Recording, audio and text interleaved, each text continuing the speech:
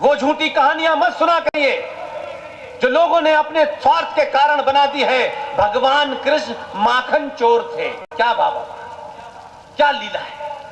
एक कहानी रच दी है और उनको कोई काम ही नहीं था, माखन चुराते थे और जो गोपियां पानी में नहाती थी उनके कपड़े लेके भाग जाते थे। ये किस कहां लिखा हुआ है? एक रूप बनाया, लेकिन उस कृष्ण के बारे में नहीं बताते कि जो बांसुरी बजा रहा था, समय आया तो बांसुरी रख दी, फिर कुछ और उठा लिया। हमारे इतिहास के आदर्श में सब कुछ था, लेकिन दलाल नेताओं ने आपको 70 सालों में एक दीनहीन बना दिया है। आपके अंदर की आत्मशक्ति को समाप्त कर दिया है, प्रतिकार की शक्ति को समाप्त कर दिया है। बातचीत में भी आप इस बात से डरते हैं कि कोई नाराज ना हो जाए। मैं कहता हूं, भाषा की मर्यादा को ध्यान में रखते हुए अपनी बातों को तथ्यों पे, तर्कों के साथ रखिए। जिसको नाराज होना है, जो कल होता है वो आज हो जाए, कोई चिंता नहीं।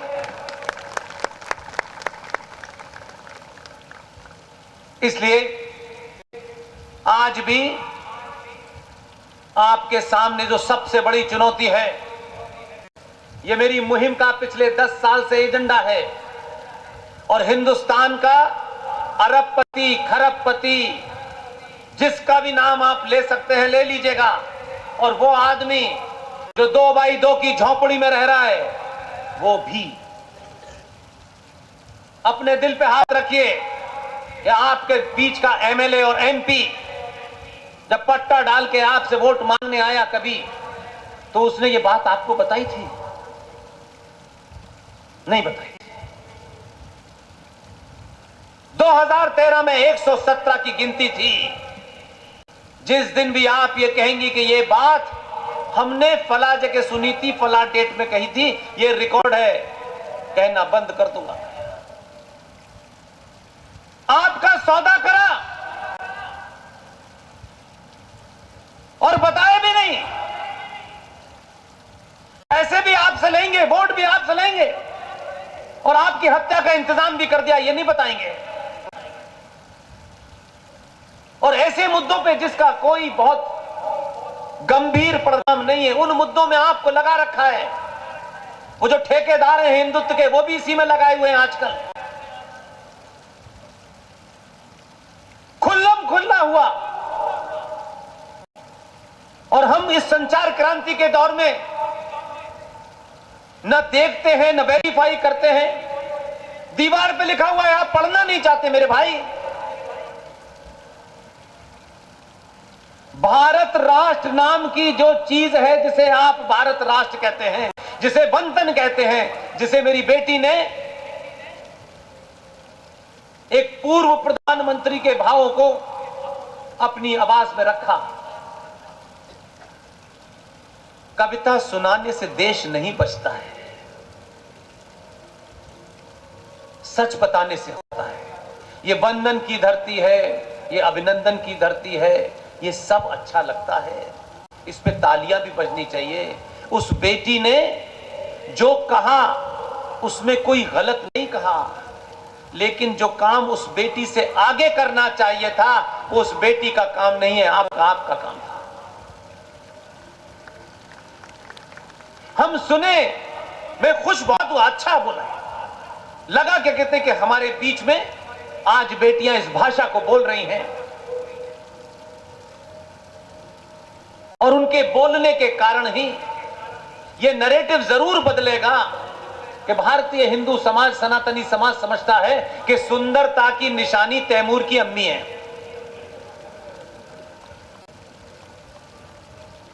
जबकि हमारे पास सुंदरता की निशानी आज की बेटियों को अगर ढूंढनी है, मेरी बहनों को ढूंढनी है, आज के दौर में, मैं कोई आपको 100 साल पुरानी मिसाल नहीं दूंगा। मैं जानता हूं कि आज आपके पास समय कम है। आप सत्तू नहीं खाते, मैगी खाते हैं, जो 2 मिनट में बनती है, 2 मिनट में डाइजेस्ट हो जाती है। इसलिए आज की बेटियों का रोल मॉडल होना भी चाहिए। तो मैं नहीं कहूंगा कि जीजाबाई बनो, जीजाबाई बनोगी तो शिवाजी पैदा होंगे, नहीं। वो एक इतिहास का हिस्सा है, उससे आप गौरवान्वित हो सकते हैं, जोश आ सकता है, अपने पूर्वजों पे आपको एक स्वाभिमान पैदा हो सकता है।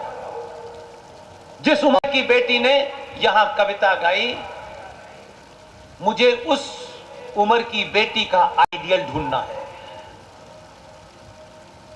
ये जीजाबाई की बेचारी वो कहानी पढ़ भी लेगी तो उसको तस्वीर नहीं मिलेगी। अगर आज की बेटियां, इस उम्र की बेटियों को कोई रोल मॉडल ढूंढना है तो आज भी जिस सिनेमा में आप दुनिया जमाने की चीजें देखते हैं, उसी सिनेमा में से कुछ ऐसी भी चीजें निकलती हैं जो आपको, आपके अंदर एक गर्व का भाव पैदा करती हैं। आज की बेटियां, जिस उम्र की बेटी ने आज एक बेहतरीन कविता गाई, जोश में गाई, मुझे सच में बहुत खुशी है। मैं उसके भविष्य के लिए दुआ करता हूं। अगर मेरा उसमें कोई रोल है वो भी मैं करूंगा, लेकिन आज की इस उम्र की बेटियों को अगर अपना रोल मॉडल ढूंढना है तो बाहुबली की देवसेना भी है। ऐसा नहीं है कि रोल मॉडल नहीं है, लेकिन हमारे घर में चर्चाएं इस पे नहीं होती। जिस दिन घरों में ये चर्चाएं होने लगेंगी, एक घर बदलेगा, और जिस दिन मां बदल जाती है, ध्यान रखिएगा, हमारे यहां तो हम इतने बदकिस्मत लोग हैं कि कुछ सोच करके ही, हमारी आस्थाओं के हिसाब से, क्योंकि हम 1400 साल पहले पैदा नहीं हुए, हम 2000 साल पहले से नहीं लटके हुए जिनकी मम्मी का पता नहीं है। हम अनादि काल से, जब से ये सृष्टि, ब्रह्मांड, कायनात, यूनिवर्स अपने वजूद अस्तित्व में आया, एग्जिस्टेंस में आया, हम तब से हैं, और जब तक ये ब्रह्मांड रहेगा तब तक हम रहेंगे। इसलिए साइंटिफिक तर्क है इसमें, ध्यान से सुनिएगा। 1400 साल पहले कोई मजहब पैदा हुआ, कोई 2000 साल पहले मजहब पैदा हुआ, उसके पैदा होने की तारीख है, लिखी हुई है किताबों में। 2000 साल पहले भी कोई पैदा हुआ मजहब, उसकी भी है, और अनेक अनेक पंथ बने, उनकी भी डेट्स है कि नहीं है? इसमें तो कोई कंफ्यूजन नहीं है। और उन मजहब के मानने वाले रहनुमाओं का, किसी को आप प्रॉफिट मोहम्मद कह सकते हैं, किसी को आप ईसा मसीह कह सकते हैं, उनके पैदा होने की डेट है? वो कब पैदा हुए, कब उनकी देहांत हुआ है कि नहीं? हाथ उठा के कहिए, है कि नहीं है? है ना? आपसे मेरा सवाल है, सनातन कब पैदा हुआ? सनातन की कोई किताब है? सनातन का कोई रहनुमा है? नहीं है। यह प्रकृति का नियम है, जो पैदा हुआ है उसको एक ना एक दिन मरना है। सनातन जब पैदा ही नहीं हुआ तो उसके मरने का प्रश्न क्या है?